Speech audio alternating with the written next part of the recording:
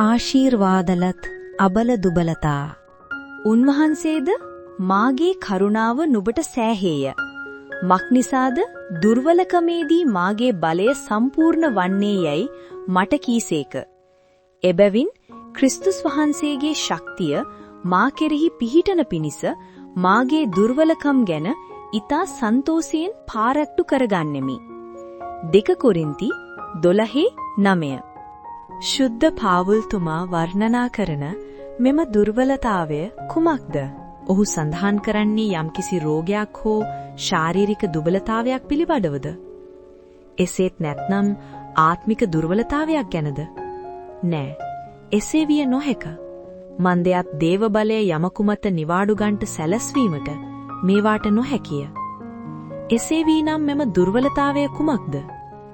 දේව කැමැත්ත පමණක් කරනු සඳහා අපි අපම කැප කරනු විට දේව කරුණාවෙන් අපි අද්විතීය වූ ආශිර්වාදාත්මක දුර්වලතාවයකට හිමිකම් පාන්නෙමු. එනම් අපේම කැමැත්ත කරන්නට නොහැකි දුර්වලතාවයකි.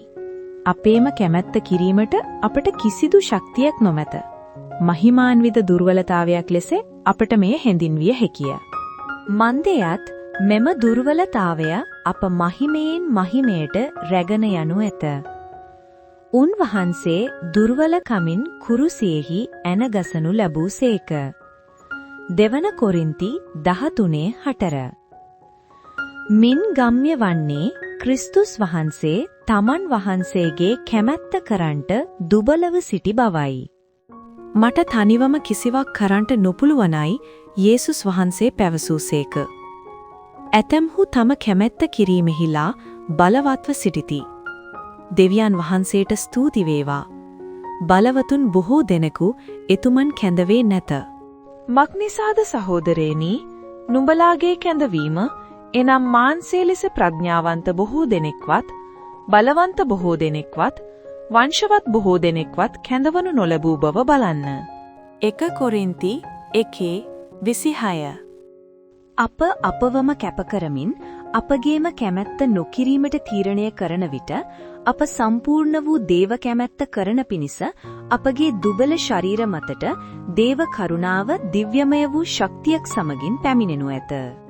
ආදරණීය පාඨකය, යේසුස් වහන්සේ ශුද්ධ පාවුල්තුමා සහ තවත් බොහෝ ශුද්ධවන්තයින් සතු වූ මෙම ආශිර්වාදාත්මක දුර්වලතාවය ඔබටත් තිබේද?